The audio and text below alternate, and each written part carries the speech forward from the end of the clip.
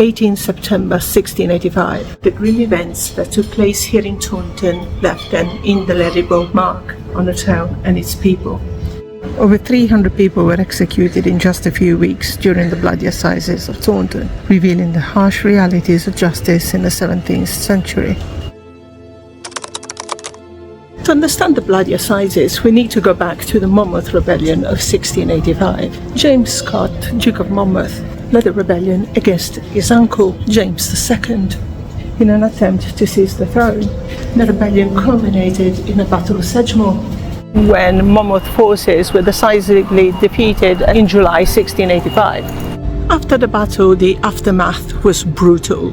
The Crown was faced with a daunting task: restore order and maintain its grip on power. James II was determined to make an example of those who challenged his authority. This would be a display of power, a demonstration of the consequences in denying the monarch's rule. The stage was set for a brutal and ruthless suppression of dissent, one that would go down in history as the Bloody Assizes. Hundreds of rebels were captured and tried across the southwest of England, presided over the infamous George Jeffreys, the hanging judge. Judge Jeffreys, known for his harsh and merciless treatments, arrived in Taunton to conduct the trials on September 17, 1685.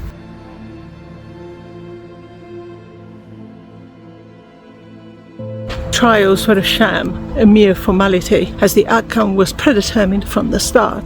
Swift and brutal, with little regard to justice. 1,400 men and women were tried, and the sentences were severe. Many were sentenced to death by hanging, drawing and quartering, with others transported to the colonies as indentured servants. The trials were a grim spectacle, with public executions designed to instill fear and obedience.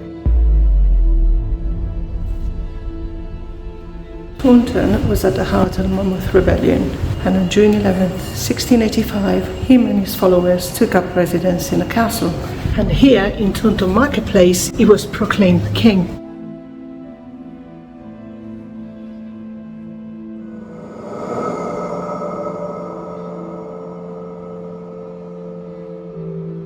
Built in 1578 and now known as the Haunted Caffenere, the Judge Jeffreys' room is known to be haunted. He's reportedly haunted by a hanging judge who resided here when he moved down here for the Bloody Assizes. I'm having coffee in Judge Jeffreys' haunted location.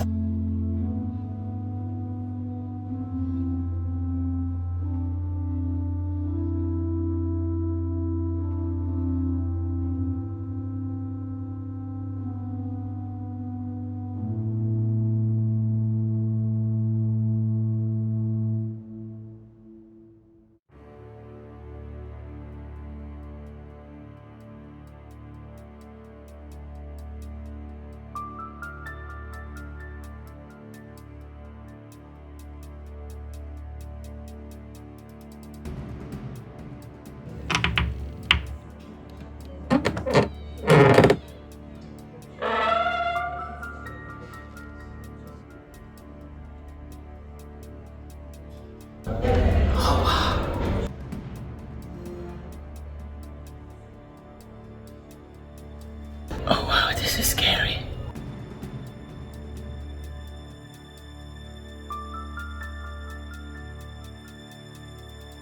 Now guys, this is creepy. I don't dare walking on here. It doesn't look that stable, to be honest. But here it is. This is just Jeffrey's room. His shade still haunts this place. Jeffreys was a man who liked to eat well, and he chose the best inns where to stay during the Bloody Assizes. It really gives me a feeling of uneasy. I kid you not, my legs are shaking.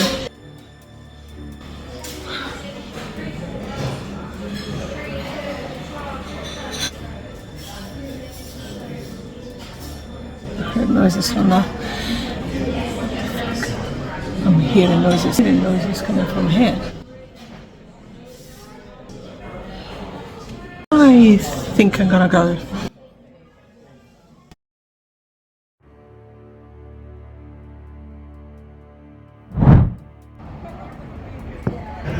Taunton is a hotbed for paranormal activity, so it's pretty obvious that the ghost of Judge Jeffreys hangs around here too.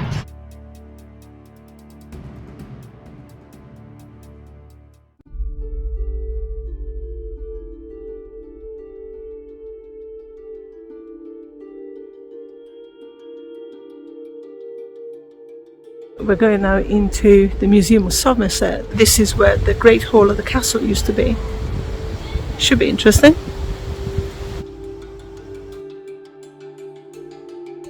All the men, women and children were tried here in the Great Hall of Taunton Castle, which is now as a museum. You can see a lot of the original structure here, just here and there. You see bits of walls and old doors and beams, but this is all that is left, which is a shame really. It's all covered up.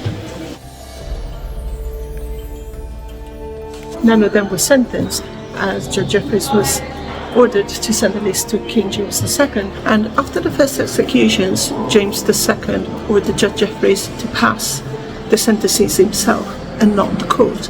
In this way, James II was allowed to decide who was going to be sentenced to death and those who were going to be sold.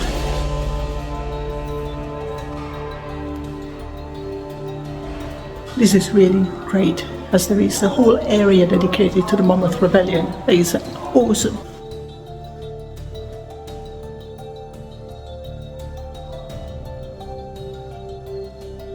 They say that in the castle, especially in the castle hall, you can still hear the followers of the ill-fated Tudor drunk before Judge Jeffreys.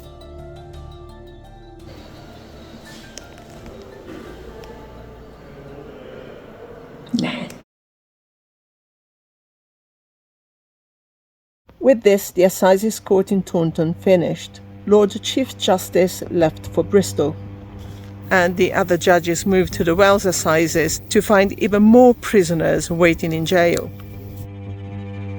142 selected to die, 321 given as slaves.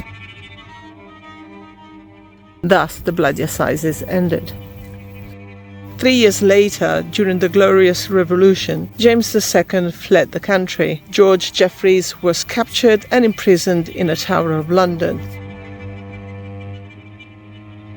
Even before his death, Judge Jeffreys did not acknowledge his guilt. According to the History of England by Lord Macaulay, Jeffreys said, "People call me a murderer for doing what at the time was applauded by some who are now high in public favour. I served my master. It was set down in my instructions that I was to show no mercy. When I went back to court, I was reprimanded for my lenity."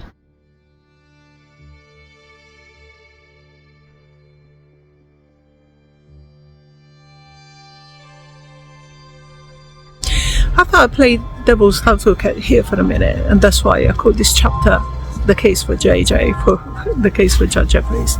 People try to give an explanation on the reasons why Judge Jeffreys was so cruel and his method was so brutal and harsh. Historians suggest that Jeffreys had something to prove because he was a Protestant judge under a Catholic king at a time where Protestants were trying to overthrow the Catholic monarchy.